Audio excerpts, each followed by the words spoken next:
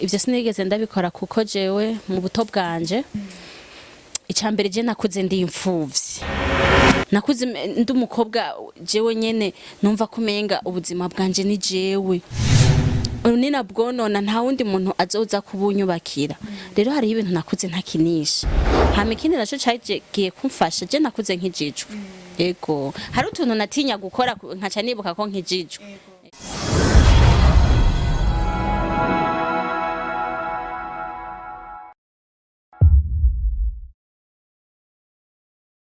Salut la famille, ndabura mugije cyane muraho neza nizere ko muri amahoro mumeze neza mwebwe ndetse n'imiryango yanyu ni Arvera muri ko muraganira kuri micro inyuma ya kamera hari Ngege ego hanyuma mbere ko ntangura ikiganiro cacu nibaza yuko hari abantu benshi mwari maze iminsi mwarakiriye amakuru atari meza mwumva yuko napfuye nitavye Imana ndiho ndi muzima meze neza no kurinda amahoro nta kibazo na kimwe nigeze ngira ari amakuru kuri ya mwayakiriye nanje niko nayakiriye kandi murabizi ko Satani arakora nta kindi abereyeho atari kudukorera nka biri yadukoreye ariko ntituzopfa gupfa tuzopfa umunsi Imana yatugeneye gupfa wageze ego ikiganiro cyacu rero ndabahaye ikaze kuri uyu munsi tugiye kuganira sinzi niba no mwita umukobwa mwiza cyangwa umumama mwiza ariko umumama mwiza ashobora no kuba umukobwa mwiza kandi n'umukobwa mwiza ashobora kuba umumama mwiza ni byose icarimwe niwe twagendeye mu rugo uyu mubona ngaha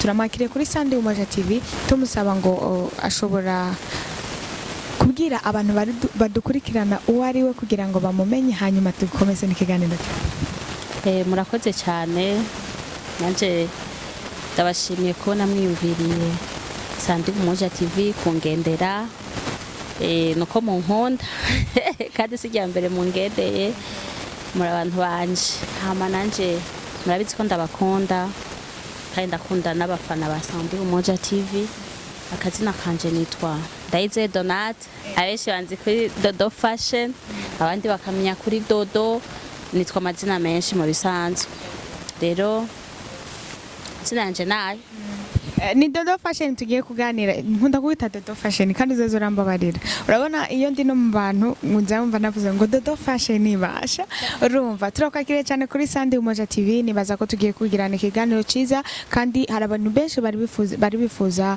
kukubona kuri Sunday Umoja TV kandi nizere ko za kutwugurukira yego cyane ni Dodo umumama w'abana bantu ndi umumama w'abana babiri ari ventu bizi mbe Dodo je ndabizi impamvu ndiko ndabibaza ndiko ndabibariza abantu badukurikirana ngaha urumva burya iyo tuje gukora ibiganiro tuba tuje dufite amakuru abo tuba tuje kuyarondera kugira ngo tuyahereze bari abantu nabo batayafise ya Dodo tugiye kurangiza umwaka wa 2021 twinjire mu mwaka wa 2022 harasigaye nta n'ukwezi gusigaye hasigaye iminsi mike cyane muri uyu mwaka wa 2021 wakubereye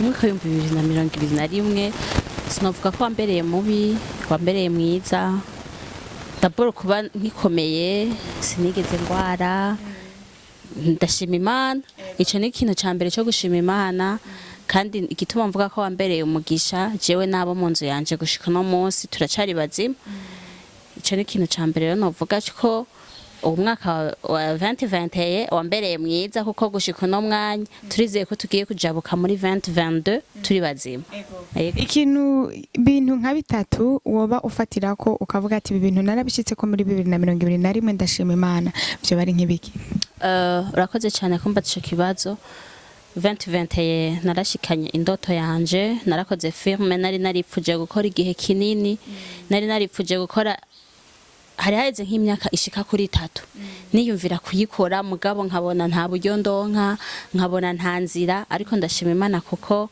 uwo mwaka niwo nayisohoyemwo kandi n'ubu nibaza ko ndi kukiva inzobandanya benshi bagenda bizi ariko vuba cyane ngire subire nkore rero ico ni cambere kigira kabiri oya nabonye vyinshi vraiment nagusavye bitatu gusa nivyo 2021 niwo mwaka nabonye nanje shobora kugira homba nicaye nkitwa Dodo Fashion so kuvuga ko kuva kera ntadandaza mugabo urumva uwo mwaka narabonye umugisha cyane cyambere kuko kenshi fo kuzo turavuga umugisha wacu tukareka kuzo turabinyegeza. kandi iyo uvuze umugisha ukavuga ivyo Imana yagukoreye birakomeza n'abandi bariko barakumva bakumva ko nabo badakwiye kwiheba. Ego cyane umva uno munsi rero numva nezerewe kuko ndafise ico nkora kandi kirantunze ntawe nja gusega ngo urumva ngo vyanse ngo fasha ndakoresha amaboko yanje nkakora hama nkabona ivyavuye mu maboko yanje kandi vyaragenze neza nukuri ndafise ishimwe. Ego mu mwaka wa 2021 parfait ntibankubite ngoma mvuga urusaku ni umwaka numvise ko Dodo Fashion ashobora kuba yaragize divorce n'umugabo wiwe byo bari byo. Ego nimba atari banga ni ikihe kintu cyatumye udivorsa ukahitamo kwahukana ukavuga ati ndafashe umwanzuro wo kuja gutangura ubuzima bwanje nari kumwe n'umuntu twubakanye? Oya iyo ni vie prive yanje umva sinoshe ndakubwira ngo urumva ngo kugira ngo ngire divorce ngo vyagenze uko ya birashika birabaho kandi nibisanzwe. Ese kano kanya ko mbona uri umukobwa mwiza kubera wasubiye kuba umukobwa uri umukobwa uri no mwibarabara abantu benshi bakuraba babona uri umukobwa naho uri umumama ufise abana woba use gahunda yo kuzoja kubakana n'undi mugabo ushobora gusanga hari hano hari umuntu ariko ararabagira? Oya ivyo navyo nyene umenga ntaco mfise ndavyishurako kuko uno munsi gahunda niyo kurondera ubuzima hama ndera abana banje ivyo nibaza ko ari ibintu nkeka bizoza mu nyuma mugapuro mama nta gahunda afise. Dodo Fashion tutarabikomeza ko nako Dodo Fashion ntikajako tutarabikomeza ko uri umumama wihangayikira umaze gukina mu mafilme menshi cyane ariko bigatangaza kubona wowe umaze gusohora filme yawe imwe gusa ni kubera iki?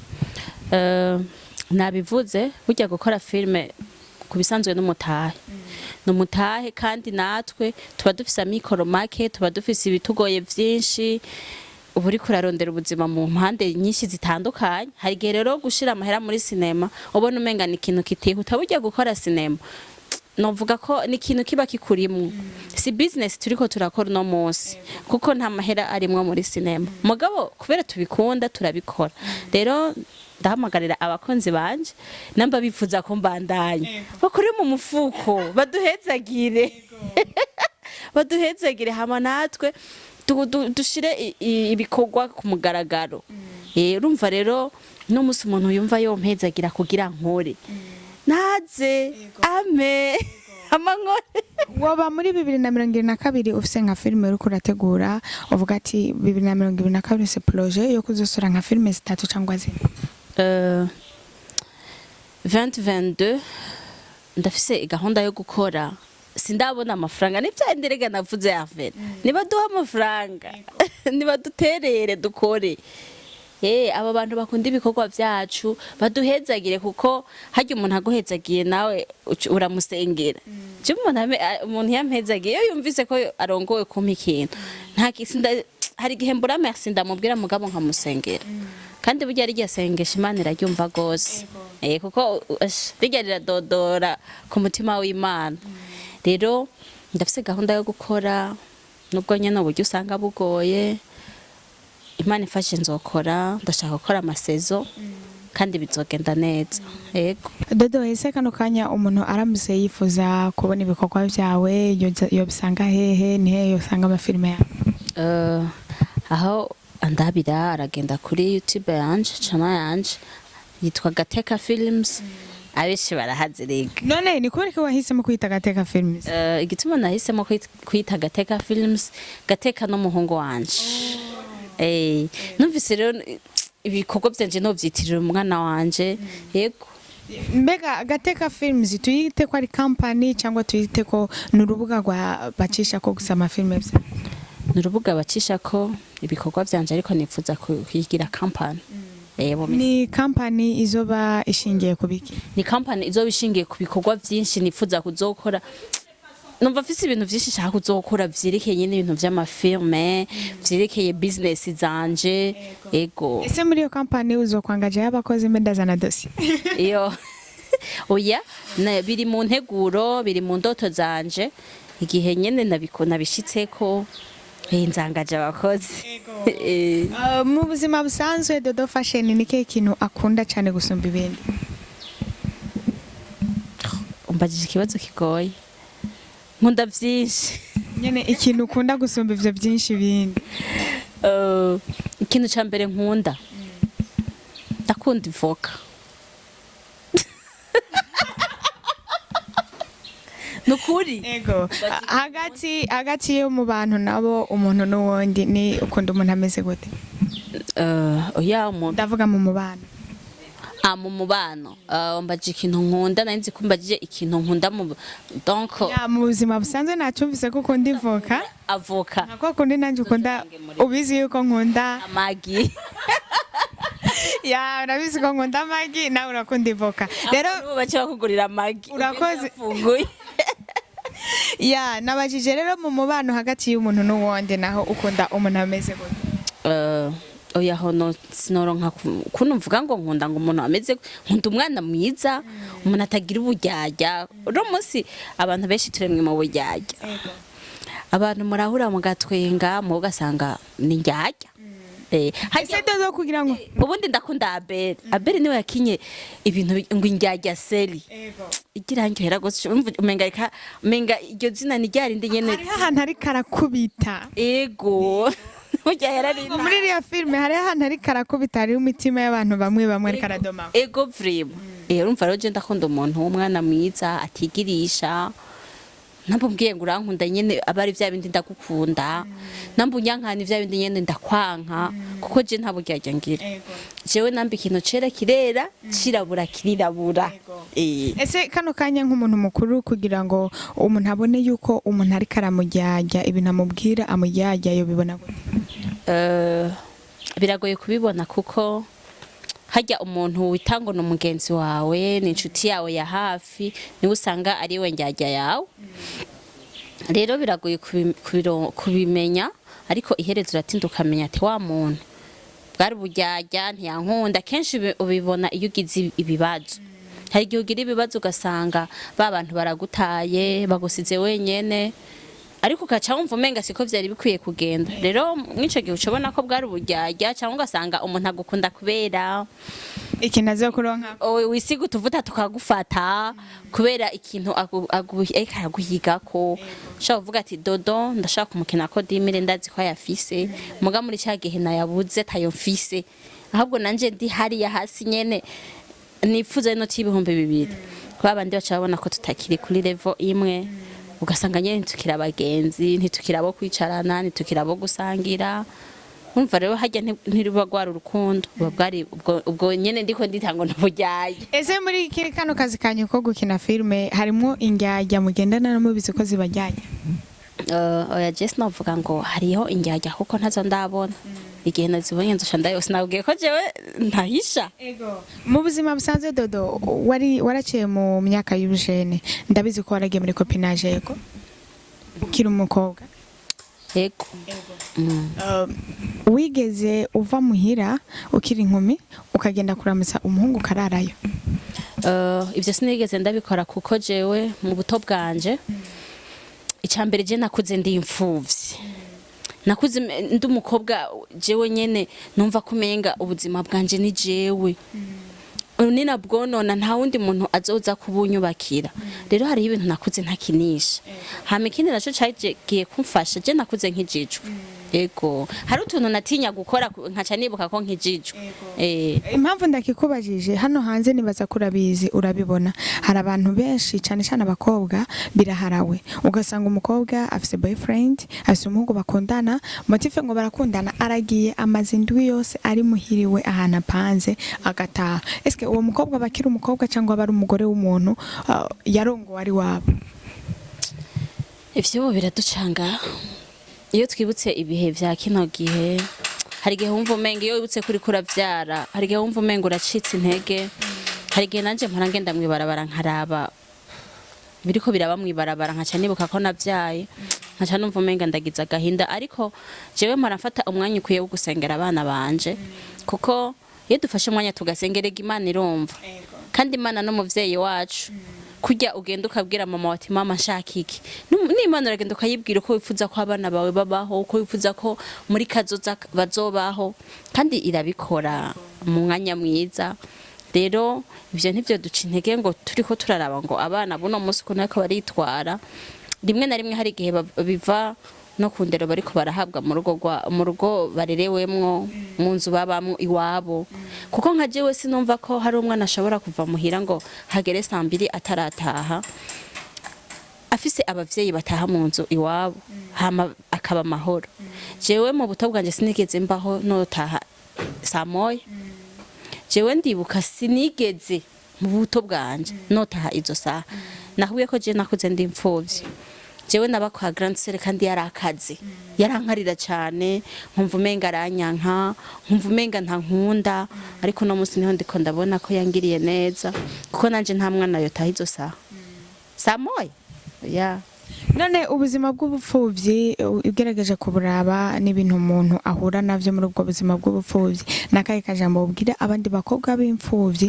bitwara uko bitabereye ngo nuko babuze ikintu runaka ubuzima bw'imfuvyi arivera burababaje burabishe jewe iyo nibutse ko ndi imfuvyi ndashaka kumara umunsi wose ntariko ndavuga nta bavyeyi bose nta n'umufisi ya rero hari igihe mpanda vyibuka nkumva ko nkwiye kuba jenyene nkamara nk'umusose ndi jenyene nibutse ko tabavyeyi mfise rero ko imfuvye birababaje nahora numva umuntu ahamagara ngo mama nkumva ko ikinanje ntigeze ndonka amahigo yo kuronka umuntu nita mama kuko je mama wanje yapfuye ndi umwana muto cyane ndi muto cyane sinzi ngo mama wanje asuku rero narumva abana bariko barahamagara mama nkumva nyene ko ngize agahinda nkumva ko mbabaye nkumva ko iki none nanje ntafise umuntu nita mama wanje urumva ariko ndashima Imana ko jewe nararose abanyita mama nubwo je ntarose abonita mama rero kuba imfuvyi birababaje menga birasuzuguritse menga uri gicibwa ariko Imana irakunda abana b'imfuvyi rero iyo ndiko ndabona umwana w'imfuvyi ariko arifata nawe numva mbabaye cyane kuko no umwana bakwiye kumenya ubuzima kuko kenshi bibaye imfuvyi nubwo woba uri umwana go mu mafaranga atagira uko angana hariho akantu amafaranga arahari mugabo nta munezero yagirira kuko uba wumva nyene umenga wari kubaho neza uri kumwe na mama cyangwa uri kumwe na papa kandi umenga n'abantu ntibasubira kukwitaho kuko hariho abantu benshi donc nkubo abantu barashaka kuba bariko barakunda rujya rugo kubera ari urugo rwo kwanaka mugana aruvuyemwo akava mu mubiri menga ntibagaruka ntibasubira kugukunda ntibasubira kuhagendera umva umenga hari ikintu cabaye menga urakumiriwe menga babandi donc baza kubera nyene mwari mugifisa abavyeyi rero ko bimfuvyi birababaje birabishe nuko nyene bigoye kubamwo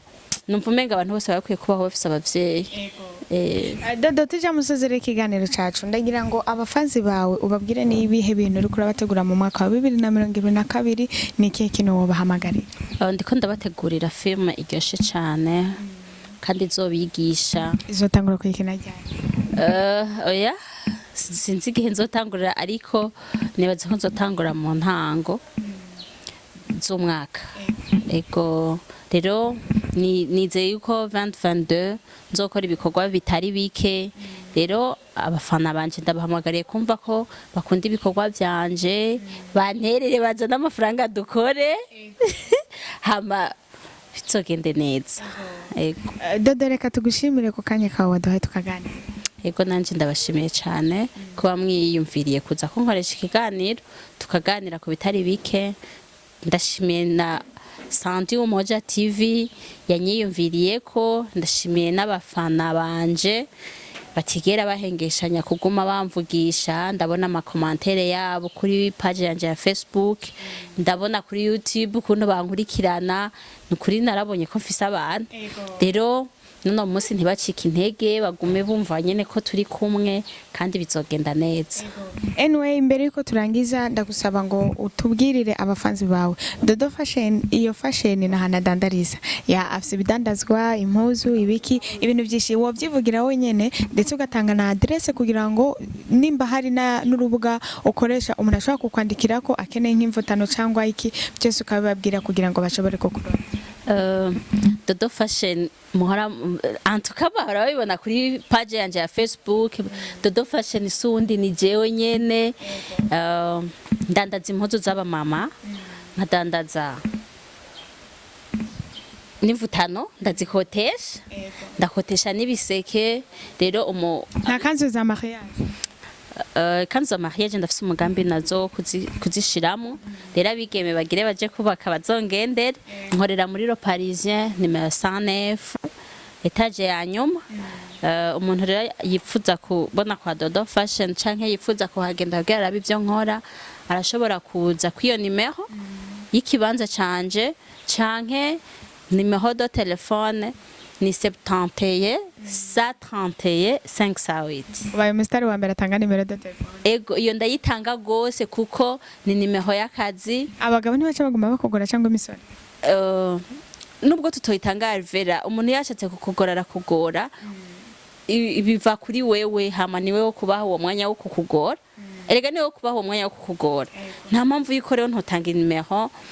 Ego turabashimiye cyane rero abantu mwese mwafasha akanya mukaraba kino kiganiro ni Dodo akora muri Dodo Fashion akaba ari n'umukinnyi wa filme mugendemo mushigikire mukota imvutano dufise imvutano nziza muri Dodo Fashion uko muri yo company ndimo nibaza yuko tuzobacishirizamwo bimwe mu bidandazwa bihari kugira ngo abantu bashobore kuyabona nuko hari amakanzu meza hari imvutano nziza hari biseke byiza abantu mukorera mushaka gukora ama mariage n'amadote muze muri 109 muri Le Parisien muri etage ya nyuma kugira ngo tubambike kandi muzoba mwaberewe cyane mugira ibihe byiza rero umusozi w'umwaka wa 2021 neza kandi Imana ishishikare kubitaho muri byose turabakunda cyane ciao ciao.